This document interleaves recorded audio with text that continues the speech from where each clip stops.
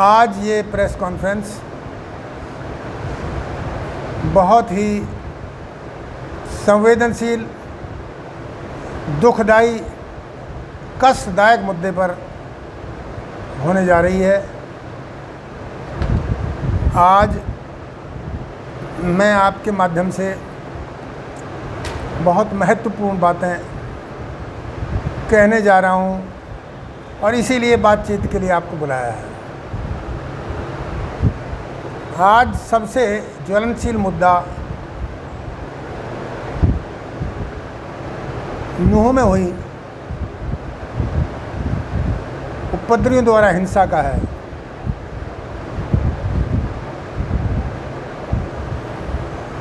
इसमें कोई शक नहीं कि आज़ादी के समय और पुराने समय में हमारे मुसलमान भाइयों ने देश की आज़ादी में हिस्सा लिया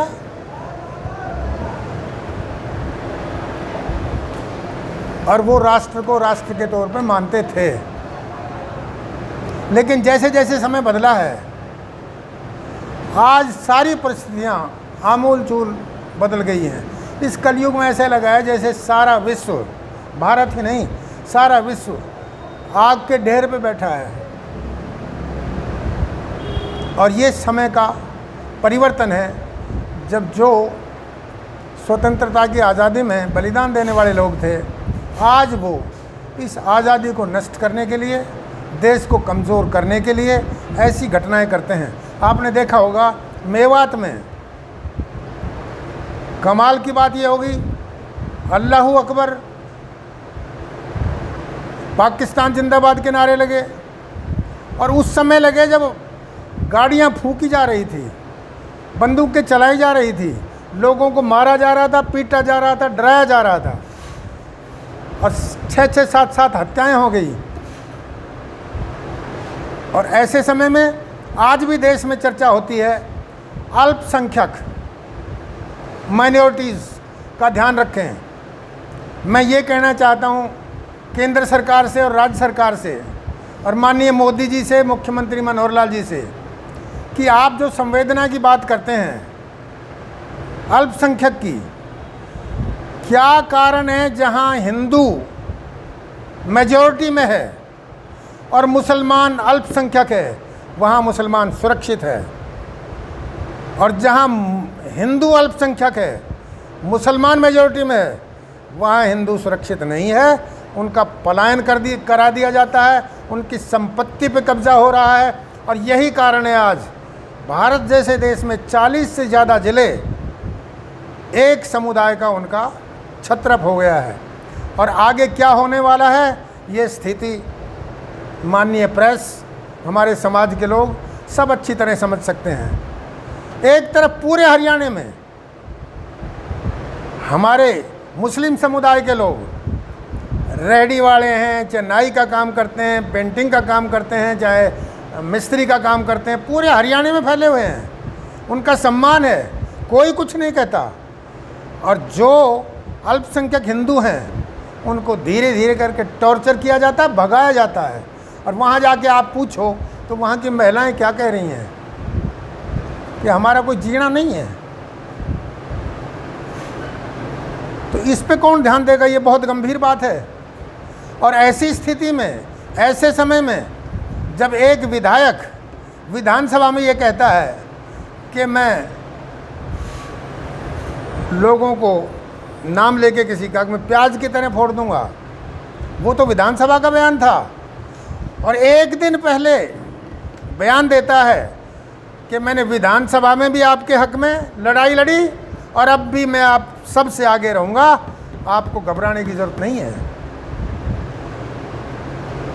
ऐसे व्यक्ति को इतनी बड़ी सुरक्षा दी जाए, इसमें क्या सोच इसके पीछे मैं नहीं जानता।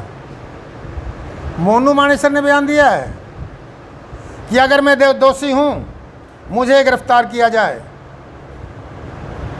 पर मामन खान को भी गिरफ्तार करके उसी बैरक में हम दोनों को रखा जाए। तो अगर उसका दोष है, वो खुद कहता है कि मुझे गिरफ्तार किया जाए, मैं जाने को तैयार हूँ। दूसरी तरफ हमारे यहाँ के सांसद और केंद्रीय राज्य मंत्री बयान देते हैं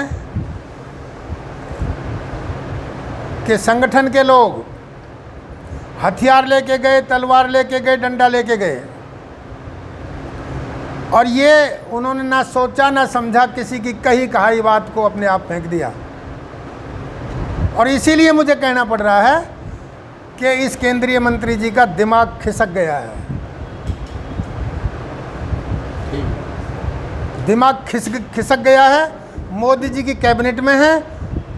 अगर खिसक गया है तो इसकी जांच कराई जाए और इलाज कराया जाए, अन्यथा नुकसान ज़्यादा हो जाएगा। अब तो शायद रेवाड़ी वासियों को भी, हरियाणा वासियों को भी, बीजेपी के शीर्ष नेताओं को पता लग गया होगा कि जब मैंने चुनाव के दौरान एक मुद्दा उठाया था कि असली और नकली बीजेपी कौन सी है, अब समझ में आ गया होगा कि असली बीजेपी कौन सी है और नकली कौन सी है।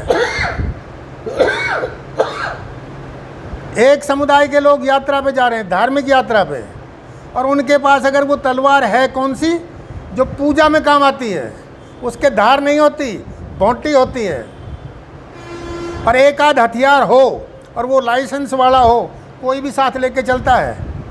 डंडा कोई घर से लेके नहीं जाता, ऐसी परिस्थिति आने पर कहीं से उठा भी सकता है।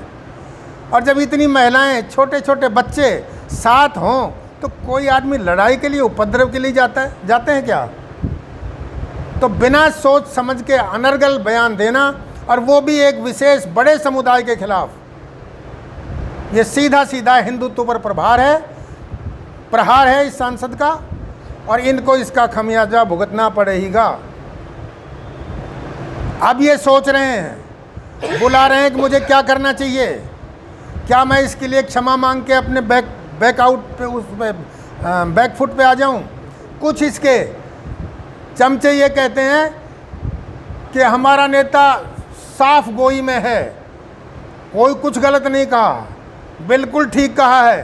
तो मैं ये पूछना चाहता हूँ, इनमें बात कौन सी ठीक है? ये उस दिन की बात कर रहे हैं? अरे इन्होंने तो एक चिड़िया के बच्चे को भी नहीं मारा। आज बताए वो केंद्रीय मंत्री, उन हथियारों से जिनका नाम ले रहे थे, किसको नुकसान पहुंचा है? और जांच में ये क्लियर हो गया है कि 10 दिन पहले इसकी भूमिका बन चुकी थी, लोगों को ड्यूटी असाइन कर दी गई थी, कौन पेट्रोल लाएगा, कौन पेट्रोल बम बना के फेंकेगा, कौन आग लगाएगा, कितने हथियार आएंगे, अम्युनिशन कौन सप्लाई करेगा, किस किस जगह आप लोगों को मोर्चा लेना है। और उन्हीं का एक विदेशी कह रहा है, आपने सुना होगा क्योंकि ये व्हाट्सएप वगैरह तो सारी आ जाती हैं, कि यार इतने बहादुर हो के मेवात के मुसलमान, अगर तुम में दम है, थोड़ा बहुत भी जान और आत्मा है, तो 100-200 को तो टपका दो। तो इस तरह की तैयारियां वहाँ से हैं, उनका कोई दोष नहीं। बराबर में दोषी खड़ा कर दिया है हिंदू समाज को, बजरंग दल को, संगठनों को, उनके बराबर में अपराधी इन्होंने जो घोषित किया है, ये बहुत दुखदाई है। और अपनी गलती मानते हुए उनको अपने पद से इस्तीफा दे देना चाहिए, क्योंकि जो 2 नाव में पैर रखता है कि बीजेपी में मंत्री हाथ जोड़ लेंगे, कांग्रेस में जाने की तैयारी, तो जो 2 नाव में पैर रखता है वो ज़रूर डूबेगा। अब वो थर्मामीटर लगा के देख रहा है कि बीजेपी में रहा जाए या कांग्रेस में जाया जाए। मैं ये कहता हूँ भाई, कहीं चला जा, अब हिंदू समाज जाग चुका है और तेरी एक एक बात का बदला लेने के लिए तैयार खड़ा है। इतने बावड़े नहीं रहे लोग, सब कुछ समझते हैं। आप देखिए मेवात में सीबीआई के सीआईडी के दफ्तर के सामने 300 रोहिंग्या के घर, और सीबीआई को पता नहीं क्या हो रहा है, केंद्रीय मंत्री को नहीं पता क्या हो रहा है, और कहते हैं सरकार की ढील रही। इस बेचारे को ये नहीं पता सरकार कौन है। लगातार कांग्रेस की सरकार में मंत्री रहा, अब बीजेपी सरकार में मंत्री है, दोस्त सरकार का है, तो वो सरकार कौन है? अगर ये सरकार नहीं है तो इस्तीफा दे दे।